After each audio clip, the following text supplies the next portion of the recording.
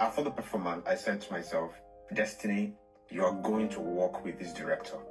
I don't know when, I don't know how, but I've declared it, I've said it, I'm going to work with this director. And a year later, which is this year, I got a call from a designer, the woman in charge of Creative Network, the West Midlands, Josie Gambo, and she said, Destiny, I met someone and I told him about you, and he told me about this play coming up. And I don't know if you're interested, but I told him you're a fantastic actor, yada, yada, yada. I'm like, oh, thank you, ma'am. And then he gave me a call and he said, hi, my name is Dion. I'm like, and then my mind went back to last year. I said, Destiny, you said you were going to work with this guy, one way or the other, through Jesus. And then he called me off for an audition. I went to the audition. I auditioned. By God's grace, he loved what I did, himself and the assistant director, Mrs. Joy. And then here we are, playing Samson. No, I'm not playing Samson, but in the production Samson. Yeah, so what part or parts are you going to be playing in the production on Saturday? Yeah, so unlike Laroche, that, I was Laroche, this time I'm playing the character Ados, okay, who happens to be, how do I use the word now? He's the mastermind of everything that went wrong. We all know Samson's story in the Bible, and of course, F-O-I turns to Delilah that did everything, but he was the mastermind. He was the one that did the plot and convinced Delilah and did all the underground snitching, and everything, just to make sure that Delilah was able to fulfill her purpose and get Samson to reveal his inner secret. So I'm the snitch could call the bad guy, or the mastermind of all the negative plots in the story. And I must admit, I mean, I don't naturally gravitate towards those kind of roles.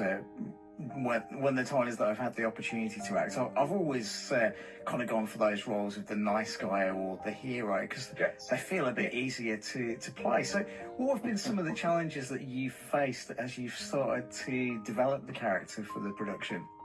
Well, so yeah, after the director said he was pleased with my audition and he gave me the character, and I looked at it and I said, okay, this is not something I usually would play, because from the other jobs I've done, this is very, very, very different. Because first of all, I don't have the physical makeup, I put it that way. I look very young or innocent. I don't know the particular way to say, so to gravitate from that natural look and to be someone that is so, devilish in nature, sneaking attitude and speak in a very, very, deceitful manner, I had to do a lot of practice. And I think I mentioned the last time how much I play with my mirror, and it's me. Every time I try to wake up, I go through my lines. I create the face I want my character to be like through my mirror. And I get to read my lines with a couple of friends, and then when we go to rehearsal. So I just kept having conversation with the director, and Dion Farrell is someone that allows you to develop as much as you want to develop. And then if it's not working to the point of how he imagines it, he would tell you, but he gave me that freedom to really develop and be the guy and understand my character from left, right, and center. And I just kept having the conversation when we're going to rehearsal, and then when we're coming back home, we have our final conversations in the car, and I'll ask him, we'll just do a lot of reviews, and I go back to work on it. So it's been challenging, it's been amazing. Every time I'm still trying. We have one day to go after tomorrow, it's on Saturday. I am still in my brain giving myself all the nuances of how I should 100%, present that character to the audience. And it's just been fascinating. When I do something, I'm like, oh, Destiny, thank God you're not this guy. Thank God it's just a character. But this is happening for one night only, so it's like it's all got to count on the night, hasn't it? Everything that you and the other people involved bring to the production, it's like just one chance initially to make it count. So talk to us a bit about the heart. And we heard from Dion, the director, yesterday about the heart of introducing people to God and people understanding the message of the gospel through what they're going to see. But as an individual involved in that, playing your character, what are some of your hopes of what God is going to do on Saturday evening? Yeah, it's unimaginable. I'll use that one because last year, sitting in the audience, I saw how much God moved through the play Barabbas. and how people dedicated themselves to God after the play. And we saw lives being changed. And I was sitting in the audience, and I could see the reaction all around me. People crying, people just thanking God when some scenes came up, and all that, and after the whole production thing.